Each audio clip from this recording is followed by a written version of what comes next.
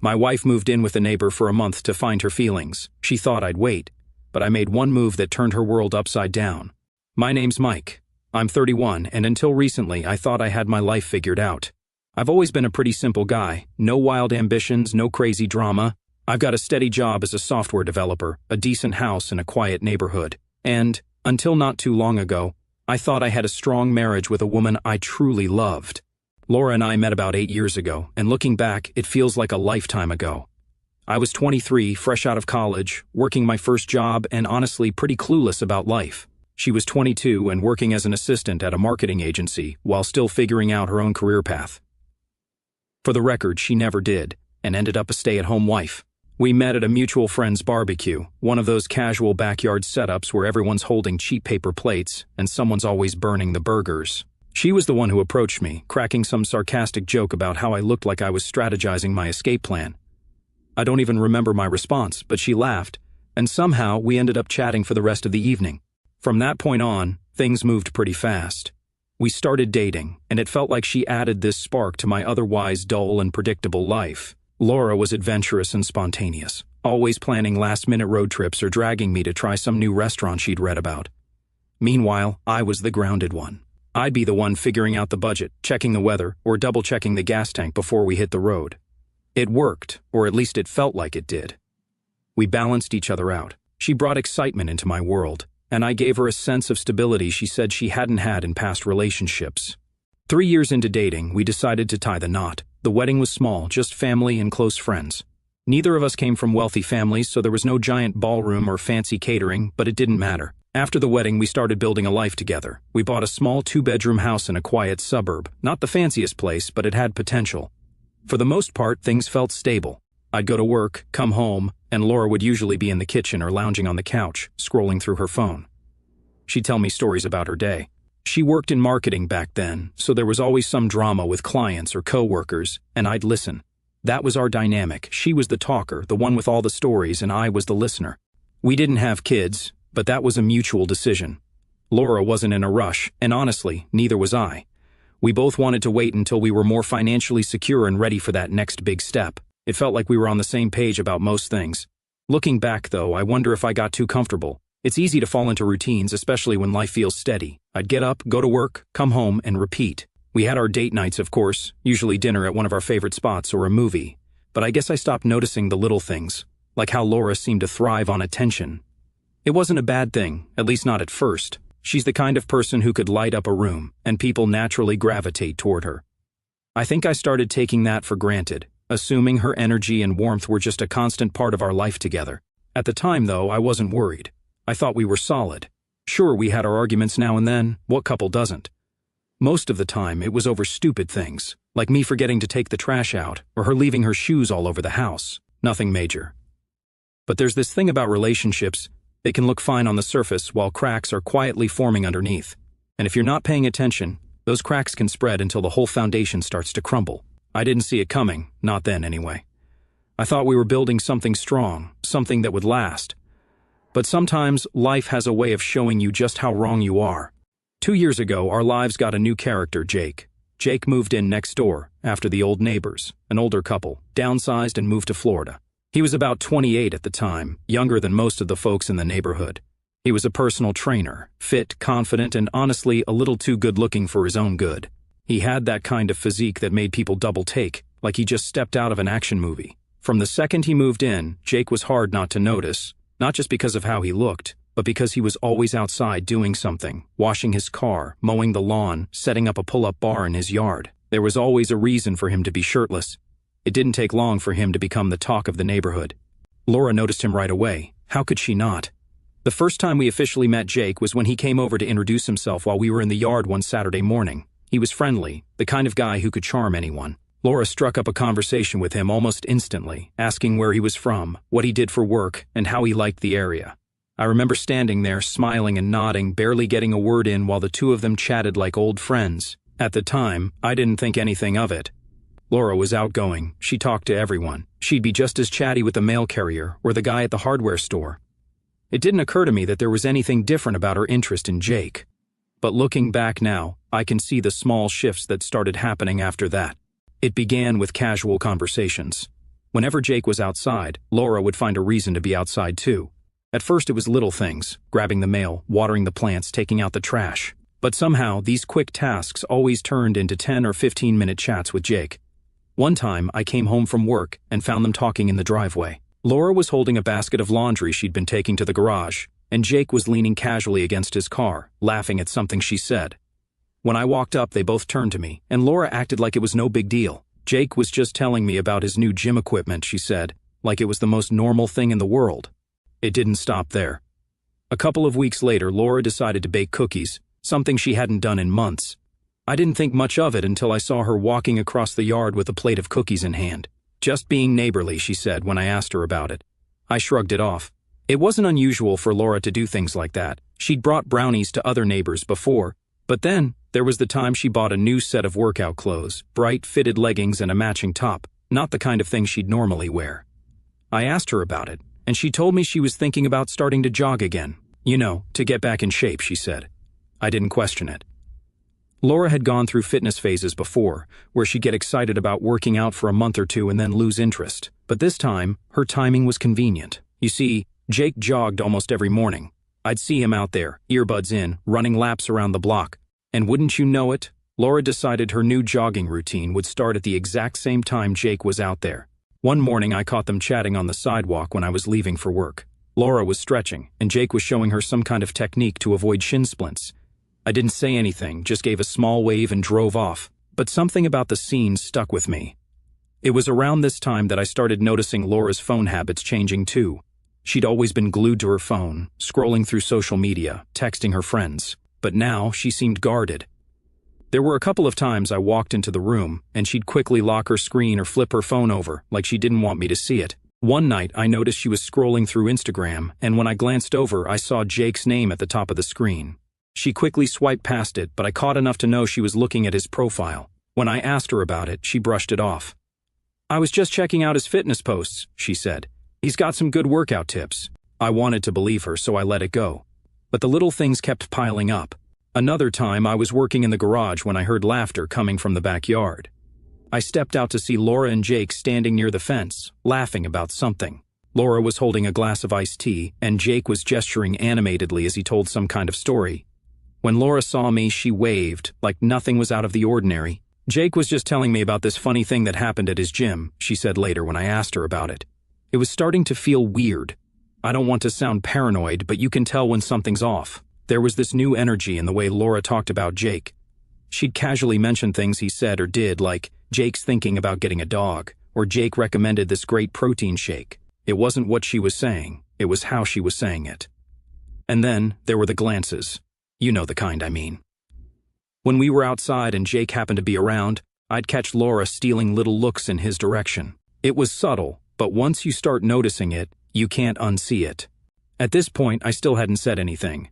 Part of me didn't want to believe there was anything to worry about. I trusted Laura. We'd been together for years and I thought we had a good thing going. But another part of me, the part that couldn't ignore the pattern, was starting to wonder. I decided to keep quiet for now, but I started paying closer attention. If something was happening, I needed to see it for myself. It was a Saturday morning, and I remember it clearly because it started so damn normal.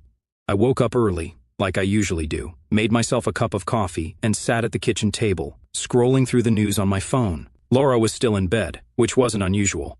She liked her lazy mornings, especially on weekends. The house was quiet, just the sound of the coffee machine humming in the background, and for a moment, I actually felt relaxed. Funny how that works. You think everything's fine because you have no idea what's coming.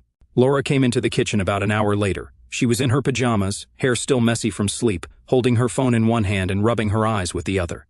She sat across from me at the table, and I could tell something was up right away. She had this nervous energy about her, tapping her fingers on the table, glancing at her phone, like she was avoiding eye contact. "You okay?" I asked, setting my phone down. She nodded quickly, then shook her head. "Actually, no," she said, letting out a deep breath. "We need to talk." Now, anyone who's been in a relationship knows those 4 words rarely mean anything good. My stomach tightened, but I tried to play it cool. "All right," I said, leaning back in my chair. "What's going on?" Laura hesitated, her eyes darting around the room, like she was trying to find the right words. Finally, she looked at me and said, "I don't know how to say this, so I'm just going to say it. I think I have feelings for Jake." For a second, I thought I misheard her. "What?" I asked, leaning forward like getting closer would help the words make more sense. She bit her lip, looking genuinely uncomfortable. "I didn't mean for it to happen," she said quickly, like she needed to get ahead of the backlash. "It just happened. I've been spending time with Jake, and I feel this connection, and now I'm confused." Confused. That word hit me harder than anything else. She didn't just say she felt guilty or that it was a mistake. She said she was confused, like this was some kind of dilemma she needed to figure out. I stared at her, trying to process what she was saying. My mind was racing. Was she saying she wanted to leave? Was she asking for a divorce? Was she trying to confess and move on? I couldn't tell, and that made it worse. "So, what does this mean?" I asked finally. "Are you saying you're done with us?" Laura shook her head quickly. "No, not necessarily," she said. I don't know what I want right now. I love you, Mike, I do, but I can't stop thinking about him, and I need to figure out what these feelings mean." I felt like the floor had been pulled out from under me.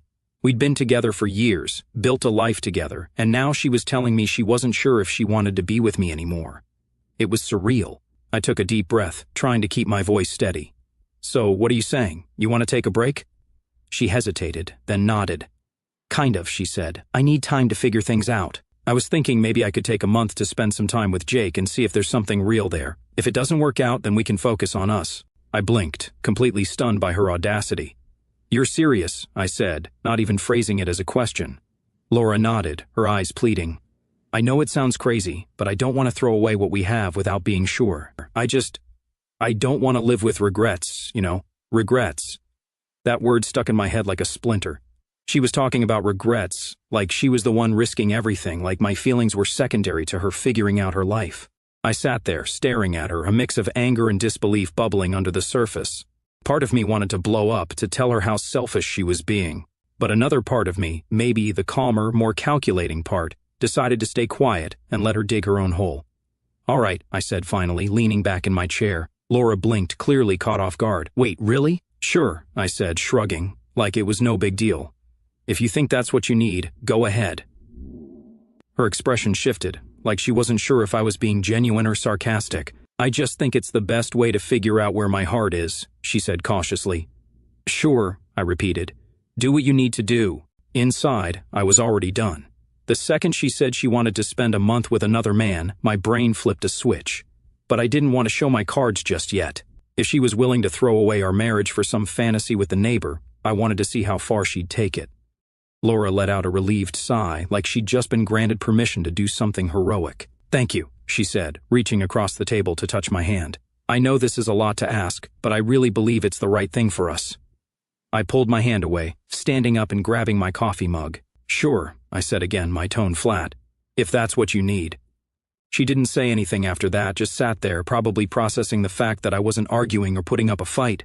But inside, I was already making plans. Over the next few days, Laura started packing a small bag. She told me she'd be staying with Jake, and she made it sound so casual, like it was just another temporary arrangement. She didn't even seem to notice that I wasn't asking any questions or putting up any resistance. The day Laura left, the house felt different. Not empty, exactly, but quieter, like someone had turned the volume down on my life. I stood in the living room after she walked out, her duffel bag slung over her shoulder, and I just stared at the door. I thought I'd feel angry or heartbroken, but all I felt was this strange calm, like the weight of pretending everything was okay had finally lifted. I walked into the kitchen, poured myself a glass of water, and just stood there, trying to process what had just happened. My wife, someone I'd been with for years, someone I thought I'd grow old with, had left to figure things out with the guy next door. If it weren't my life, I'd have thought it was some ridiculous TV drama. The first few days were strange. I started noticing the little things she'd left behind. Her favorite mug on the kitchen counter, a pair of shoes near the door, a blanket tossed over the back of the couch. I thought about moving them, but then I decided to leave them where they were, not because I missed her, but because I didn't want to waste the energy. I threw myself into work, taking on extra projects to fill my time. I stayed late at the office, not because I needed to, but because I didn't want to go home to that empty house. When I wasn't working, I hit the gym hard. I hadn't been a regular gym goer before, but there was something satisfying about pushing myself physically, like I could sweat out all the frustration I was feeling. Friends started to notice something was off. A couple of them asked why Laura wasn't around, and I gave them vague answers. "She's staying with a friend for a bit," I said, trying to sound casual. I wasn't ready to get into the real story yet. My dad was the only person I told the truth to. I called him a few days after Laura left, and the first thing he said was, "What's wrong?" He's always been good at reading me, even over the phone. When I told him what happened, there was a long pause on the other end of the line. Then he said, "Well, son, I hate to say it, but it sounds like you're better off without her." At first I wasn't sure how to respond. I'd expected him to be more upset or at least ask more questions. But then he said something that stuck with me. "If she doesn't know your worth, why should you wait around for her to figure it out?" He was right. I'd spent so much time trying to make sense of Laura's decision, trying to figure out where I went wrong, that I hadn't stopped to think about what I deserved. I wasn't just some option for her to come back to if her fling with Jake didn't work out. That night, I sat in the dark living room, staring at the wedding photo on the mantel. We looked so happy in that picture, so sure of our future. But now, it just felt like a reminder of everything that had gone wrong. By the end of the week, I'd made up my mind. I wasn't going to sit around waiting for Laura to make her grand decision. I was going to make my own. The next day, I called a divorce lawyer. Sitting in that lawyer's office was surreal. I explained the situation, trying to keep my voice steady, even though part of me still couldn't believe it was real. The lawyer listened carefully, nodding as I talked, and when I was done, he said, "You're well within your rights to file for divorce. This kind of situation falls under irreconcilable differences." Hearing those words made something click in my brain. Irreconcilable differences. That's what we'd become. Laura and I weren't on the same page anymore, and maybe we never had been. The lawyer walked me through the process, explaining what I needed to do and what to expect. By the time I left his office, I felt a strange sense of relief, like I was finally taking control of my own life. Back at home, I started taking small steps to prepare for the inevitable. I moved some money into a separate account, just in case things got messy later. I went through the house and started mentally dividing up what was mine and what was hers. I didn't touch her stuff yet. I figured I'd wait until things were official. But in my mind, I was already making plans for what the house would look like without her. The days turned into weeks, and I started getting used to the quiet. It wasn't as bad as I thought it would be. In fact, it felt kind of peaceful. I didn't have to deal with Laura's constant chatter or the little arguments over stupid things, like whose turn it was to do the dishes. Meanwhile, I started hearing things through the grapevine. A neighbor mentioned seeing Laura and Jake at the park together, looking cozy. Another one said they'd spotted them at a cafe downtown. I nodded and smiled, acting like it didn't bother me. But inside, I felt a mix of anger and pity. Anger because she'd thrown away everything we had for some fling with a guy who probably wouldn't stick around. Pity because I knew it wouldn't end well for her. Jake didn't strike me as the type to settle down, and Laura was going to find that out the hard way. By the third week, I'd stopped checking my phone for messages from Laura. I figured if she wanted to talk, she'd reach out, but I wasn't holding my breath. I was done waiting for her. One night, while I was cleaning out the garage, I found a box of old photos from when Laura and I first got together. For a moment, I felt a pang of sadness, remembering how happy we'd been back then. But then, I thought about all the little red flags I'd ignored over the years, all the times I'd put her needs ahead of mine without even realizing it. I closed the box and pushed it aside. I didn't need those memories. It was almost a full month to the day when Laura decided to make her grand return. I hadn't heard much from her during her little trial with Jake. The few texts she sent were vague at best. "Hope you're doing okay, or we'll talk when I'm back." She didn't even try to give me updates, or pretend she was torn about her decision. It was like she'd already written me off as Plan B. By this point, I'd stopped caring. I wasn't waiting by the door, hoping she'd come to her senses. I wasn't pacing the house, wondering what she and Jake were up to. I'd filed for divorce, and my lawyer had already started drafting the paperwork. As far as I was concerned, the marriage was over, but I didn't tell her that, not yet. When she walked through the door, it was like nothing had changed for her anyway. She had her bag slung over her shoulder, her hair perfectly styled, and this confident look on her face, like she'd just come back from a vacation and expected me to roll out the red carpet.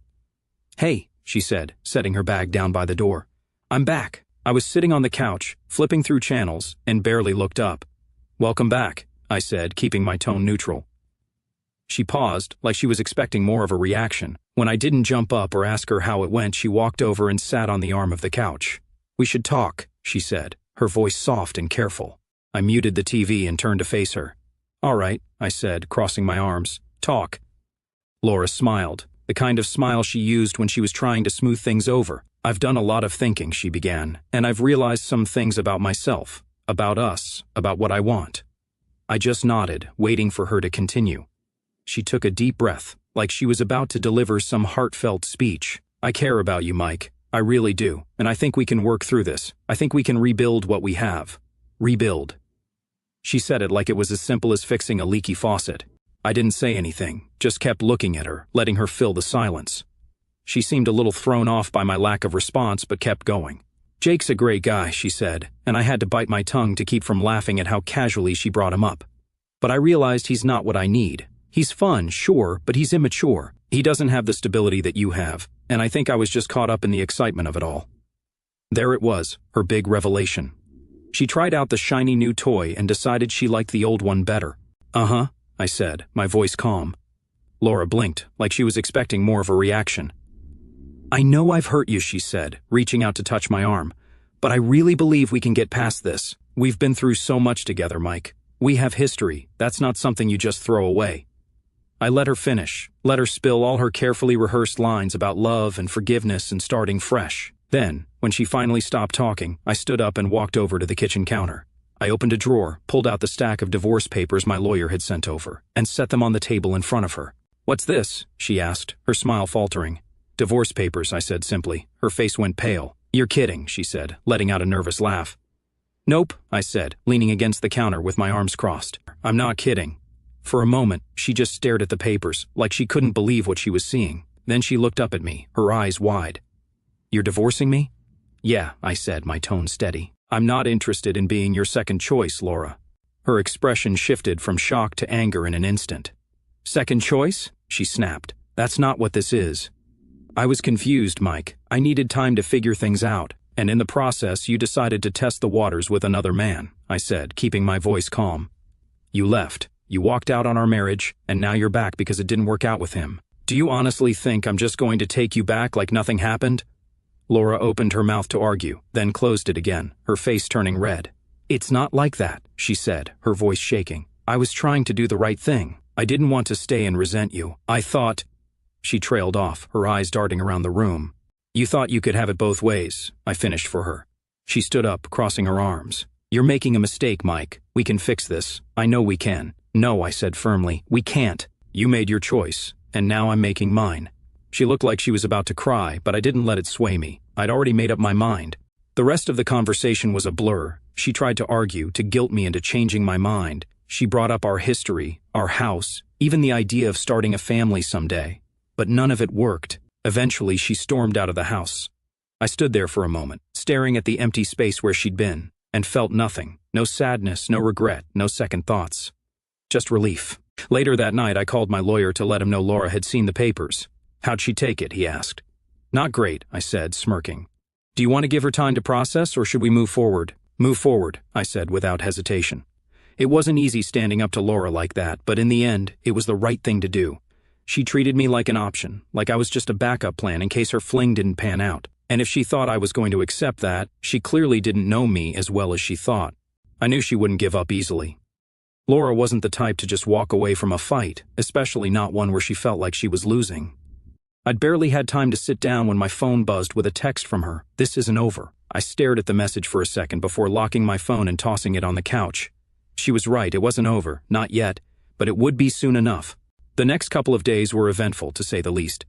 Laura showed up unannounced the following evening, banging on the door like she was trying to knock it down. Mike, open the door, she yelled. I opened it, keeping my expression neutral. What do you want, Laura? She pushed past me, storming into the living room like she still lived here. We need to talk, she said, pacing back and forth. You can't just file for divorce without giving me a chance to fix things. I leaned against the doorframe, crossing my arms. You had your chance, I said calmly. You made your decision when you left.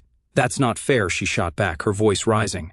I didn't leave to end our marriage. I left to figure things out, to make sure I wasn't making a mistake by staying. I couldn't help but let out a dry laugh. And in doing that, you proved you didn't value what we had. You don't test a marriage by running off to someone else, Laura. That's not how it works. She stopped pacing and turned to face me, her eyes red with frustration. I was confused, she said, her voice cracking. I didn't know what I wanted, but I know now. I want us, Mike. I want to fix this. Too late, I said, my tone firm. You don't get to come back now just because things didn't work out with Jake. Her face twisted with anger, and she pointed a finger at me. You're being petty, she snapped. You're throwing away everything we built over one mistake. I shook my head, keeping my composure. It wasn't just one mistake, Laura. It was a series of choices. You chose to flirt with Jake, you chose to prioritize your feelings for him over our marriage, and then you chose to leave. Those weren't accidents, they were decisions. She opened her mouth to argue but stopped herself, her shoulders slumping. For the first time, she looked defeated. "What am I supposed to do now?" she asked quietly. I sighed, feeling a pang of pity for her, even after everything she'd done. "That's not my problem anymore," I said. "You made your choices. Now you have to live with them." She stayed for another minute, looking like she wanted to say something else, but eventually, she just walked out without another word. The divorce process moved quickly after that.